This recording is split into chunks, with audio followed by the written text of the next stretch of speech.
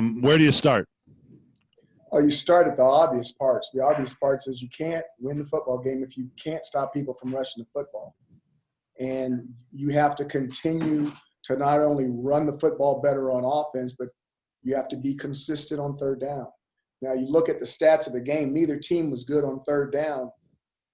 And then when you go to the fourth down, they were 2 for 2 and we were 2 for 4. You get in a short yardage situation, you got to be able to convert. And you go through not all of them. Most of the mishaps are either a mental mistake or a physical mistake by mostly young people, but some veterans, and that's the disappointing part, is the veterans part of it. Go ahead.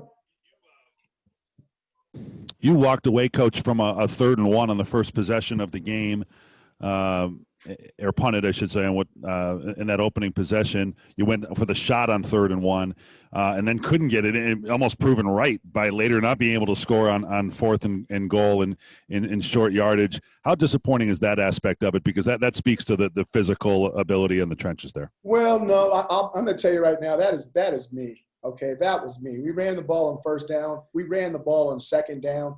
I'm sitting there and I'm kicking myself in the – we should have ran the ball on 3rd down. We should have ran the ball on 3rd down. And I gave it a chance for a shot. We ran by the guy as we figured. And now we're punting the ball instead of going to get that 1st down. That's on me. That's a bad call. And there'll be enough to go around, but I'm not giving that to anybody but me. That's definitely me. I should have ran the ball there. Was it heartening that your best players and your obvious athletic advantages showed at times, right? Taj Harris got deep. Anthony Quealy beat his guy a number of times. Trill Williams, when he was available to play, shows to be an athletic force in the field. You just didn't have enough of those. Yeah, we've got, again, the veterans have to play really, really good, especially on the offensive side of the ball. It's not Rex's job to win the game. It's his job to operate the offense. And then the guys that have played a lot more, the guys who have started a lot more need to play, really, really good games to take the pressure off of him. From the defensive standpoint, we've got to plug up the middle, and we got to stop those doggone runs. They were doing some things on offense that remind me a little bit, and I don't want to say the guy's name, but when you have an exceptional running quarterback, we had guys that were responsible for him, but when you have a big defensive end responsible for a guy like that, the guy just says, I can beat that defensive end, and he pulls the ball, and the guy's in the correct position, and all of a sudden it turns into a foot race because he doesn't have him boxed in enough. The guy gets outside of you. So we've got to be smarter in that situation and put a different type of cap on that dude. But he is really exceptional with his legs, as we knew going in. Well, Malik Willis is a fantastic athlete. He was able to do what he wanted to do, but isn't it more concerning the runs up the middle? I mean, you're going to see good quarterbacks that can out-athlete you. The runs up the middle have to be the ones that are going to give you headaches. They're basically running an option offense. If you're going to run an option offense, you've got to stop the dive. We did not stop the dive. If you stop the dive, you have a chance of stopping the offense. If you do not stop the dive, the offense will do what it did today. When you're down as many guys as you are, you have to play maybe not perfect football, but certainly disciplined football. How do you wrap your mind around all the penalties? And the penalties are from veteran guys. They're not from a bunch of freshmen, which is disappointing. They're unselfish penalties. I mean, those are guys that you have to drop your ego so the team can go forward, and you can't get into a pushing match or some battle with some yahoo that cost us 15 yards position. I mean, you're not worth it. I'm not worth it. Matt, none of us are worth 15 yards in a game like that. And that part is really disappointing, and it has been addressed. Schedule doesn't do you any favors here. You got number 1 on the road next week. How do you view it here, Coach, in the long haul? You've got one win approaching really the halfway mark of the season, and obviously no one game the rest of the way is more important than the overall development. So what's kind of the framework here the rest of the way? We need to go back and we need to look at ourselves. There's certain things that we're still not doing well. We're not getting better. One of the reasons we're not getting better is that we're constantly changing over personnel. And as everyone else would say that's playing us, so what? That's part of the business. We have to find out what our personnel can do, and we've got to stay consistent. We have to stay consistent. All right, Coach, thank you, and we'll check in next week. Thank you. Thank you very much, Matt. Okay, we're going to start with Eric Columbia from Spectrum News today, Coach.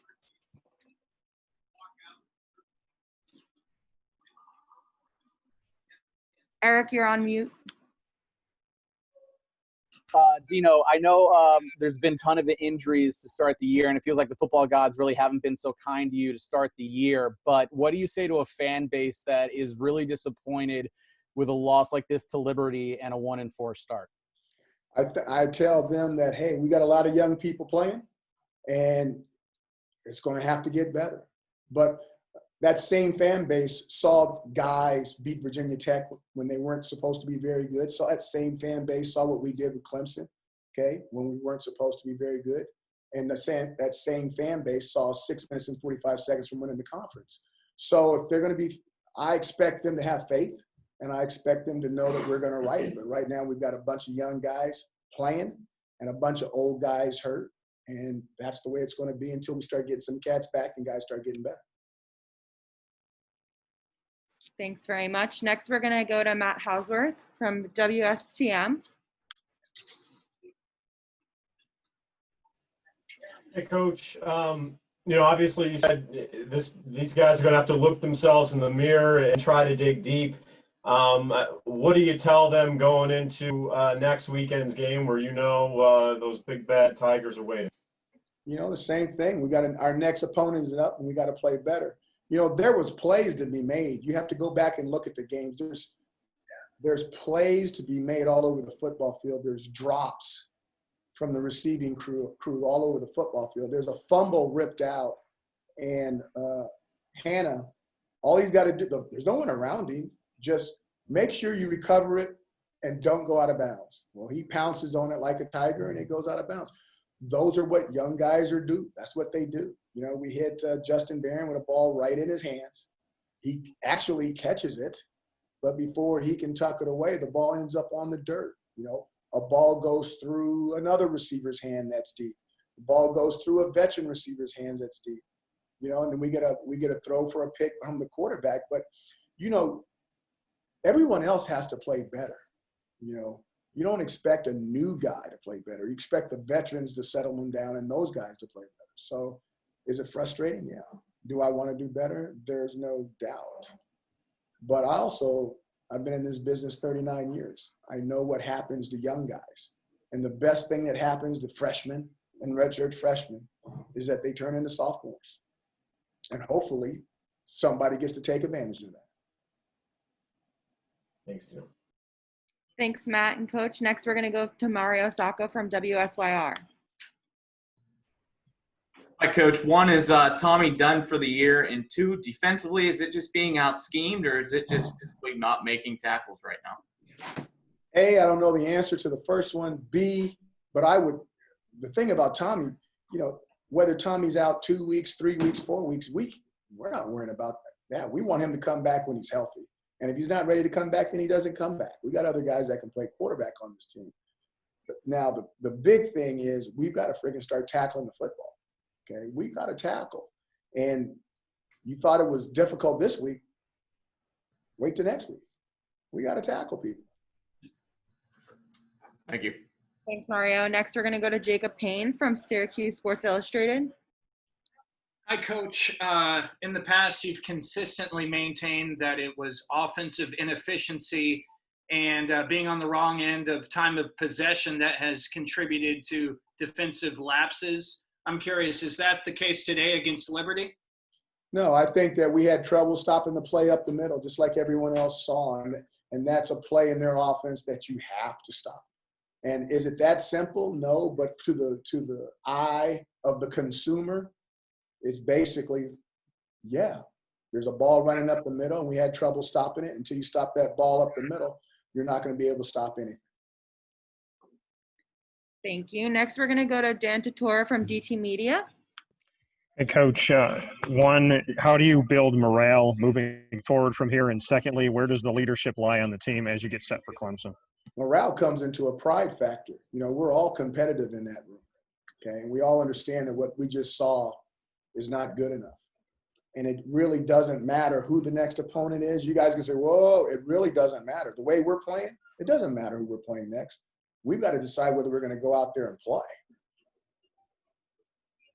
Thank you. We have 2 more questions for Coach today. The first will be Adam Hillman from the Daily Orange. Hey, Coach, 10 penalties today. You talked about a lot from the veterans. Typically you see a lot of penalties from younger guys, but, today it seemed like holding penalties, false starts, offsides from a lot of older guys. What type of example does it set when a lot of veterans, a lot of older guys are committing penalties and for all the younger guys out there? Well, when you talk about the older guys, I remember an offsides by an older guy in a bad situation should not have happened.